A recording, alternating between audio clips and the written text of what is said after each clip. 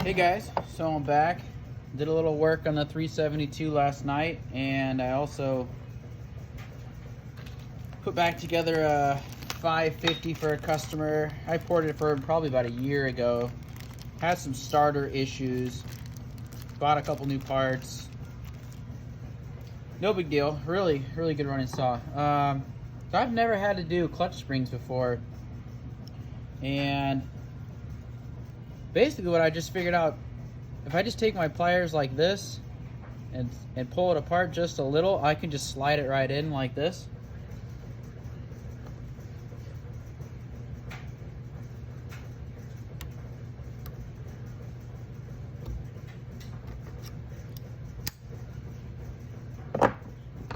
And it's the same thing to remove it.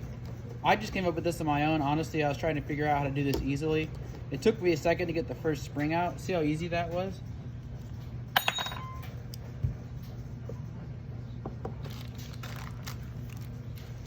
These are brand new OEM clutch springs. I mean, I just did all three of these in a couple minutes.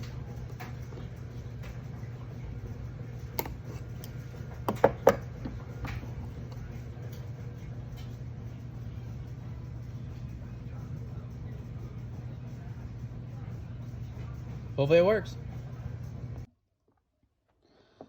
Okay, so I've been here trying to pressure test this, spraying water everywhere. I even took my little block off here. I had it bolts straight on, and just spraying water everywhere. It's no pressure's gaining. This just goes to show how long it's been since I worked on a 372. And then I remembered, dang it, the oiler bolts on right here, and these holes go straight into the crankcase.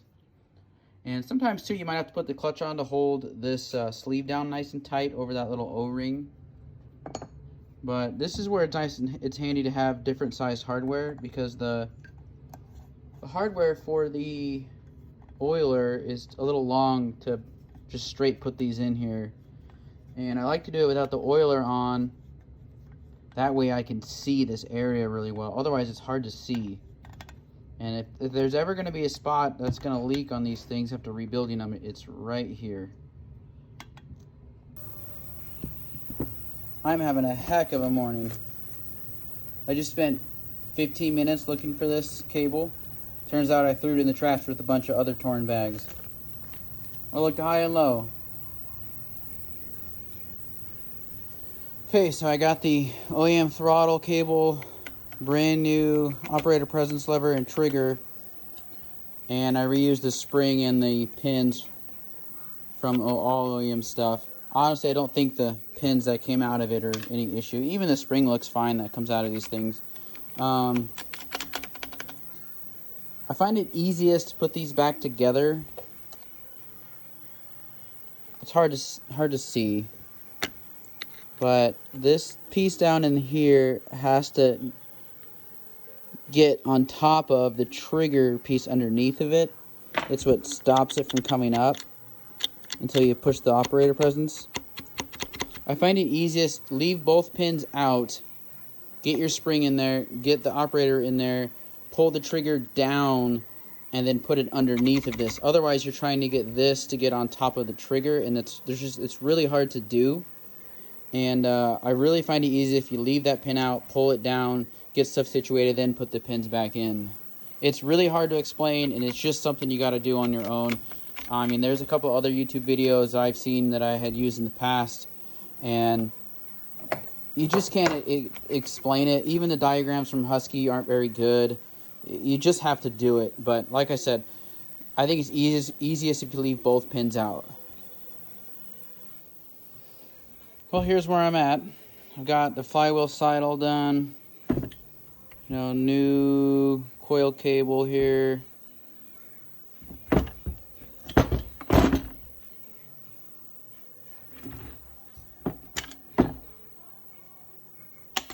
I would have it done here in the next hour or so, but probably 2 hours. But I don't have a muffler for it. I mean, I have a muffler. I have to modify the muffler. I'll probably do that tonight. Go hang out at my dad's for a bit. It's pretty much the only option. So I'll start it up today, but probably run it tomorrow. Getting there. Just cleaning some more stuff in the ultrasonic, kind of waiting. Got the new decals on. With these, I like to heat up the surface, stick the decals on, heat up the decals, and then really put some pressure on them, make sure they're going to stay on there. Getting close. Coming along.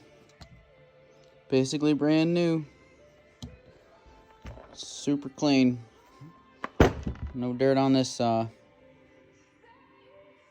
true 372 bottom end, not a 365. So all I got left is the muffler.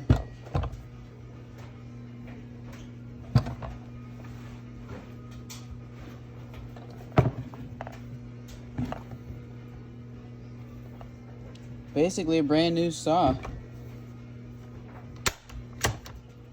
I mean, the majority of the parts are brand new. Most of them are OEM, a couple are aftermarket.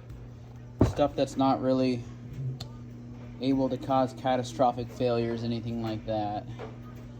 Realistically, anything I feel like that could possibly cut your day short.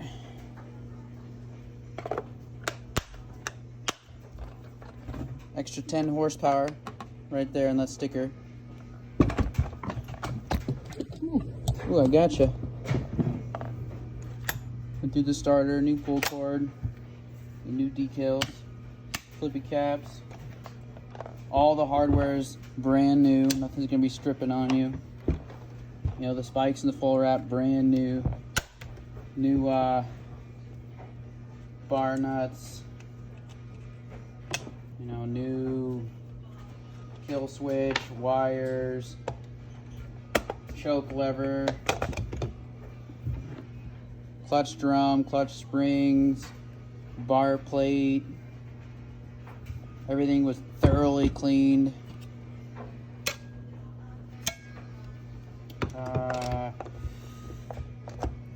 Let's see, what else did we have? New muffler. That's all I gotta do. I gotta mod the muffler. I'm gonna go ahead and mod it and then run it tonight, just with no bar, just to make sure everything's good. And then I'll do the welding much later tonight. And then put a bar and chain on it and run it tomorrow. Post a video. Tons and tons of new parts. It's basically a new saw. Look at this thing.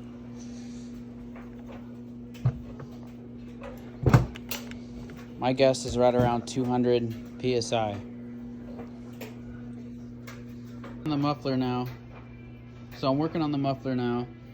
I literally, remember I had that stock opening right there, real small pipe. I literally just took the step down drill and went straight into that pipe until I basically just disintegrated it. And then I took my pipe here. I could just go all the way in, but eventually you're gonna hit that right there. So you're gonna have to stay above that, and I'd rather it be higher up on the muffler. So I just do it about 3/4 of the way. And then I put this on here because it's going to go on the bottom. And then I outlined it. So then I'm going to take my burr here and go around. And as I get close, I'm going to be checking several times. I want it to be a really tight fit when I weld it to make welding easier.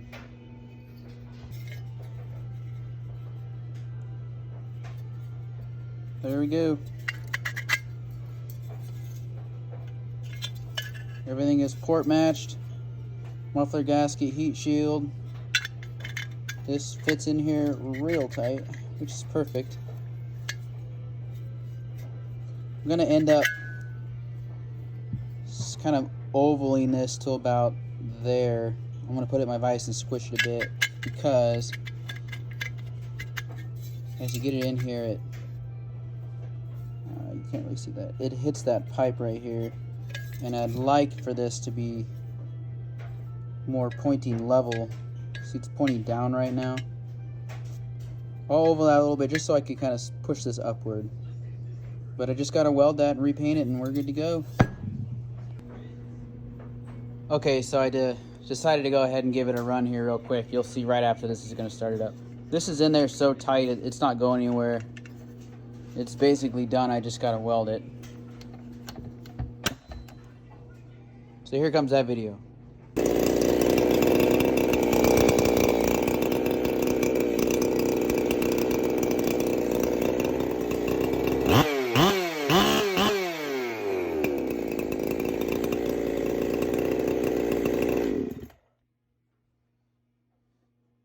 She runs, started right up. This pipe flew right out of there the second it started.